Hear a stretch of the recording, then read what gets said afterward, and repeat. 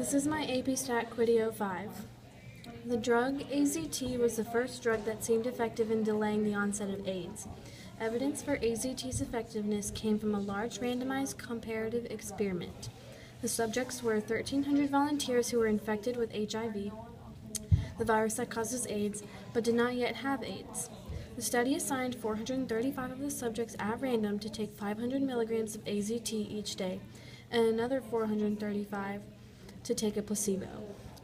The others were assigned to a third treatment, a higher dose of AZT. We will compare only two groups. At the end of the study, 38 placebo subjects and 17 of the AZT subjects had developed AIDS. We want to test the claim that taking AZT lowers the proportion of infected people who will develop AIDS in a given period of time.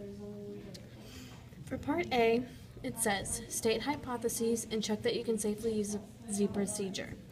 So for Part A, we will focus on parts P, H, and A of phantoms. In order to state the hypotheses, we need to define our parameters. P hat 1 equals the true proportion of HIV-infected patients who got AIDS while taking the AZT drug. P hat 2 equals the true proportion of HIV-infected patients who got AIDS while taking the placebo. The null hypothesis is that P hat 1 equals P hat 2. The alternative hypothesis is that P hat 1 is less than P hat 2. We will use an alpha of 0.05. To check that we can safely use the Z procedure, we need to make sure the conditions for the Z test procedure are met. The first assumption, SRS, is met. It is stated in the problem. The second assumption, that N is less than 10% of total population, is met for both proportions. The third assumption, that NP and NQ are greater than 10, is also met for both proportions.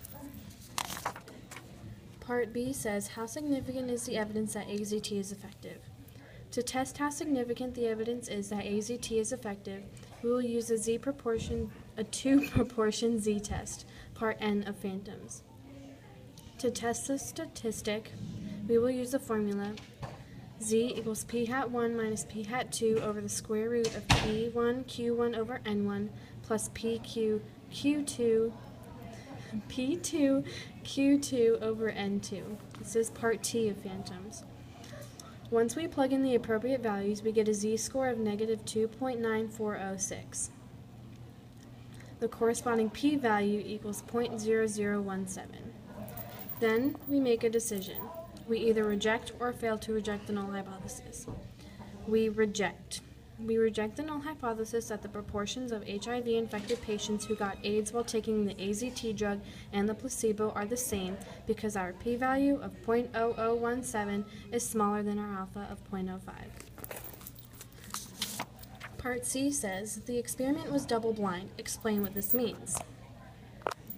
This means that neither the patients nor the administrators of the experiment knew whether a patient was getting the AZT drug or the placebo.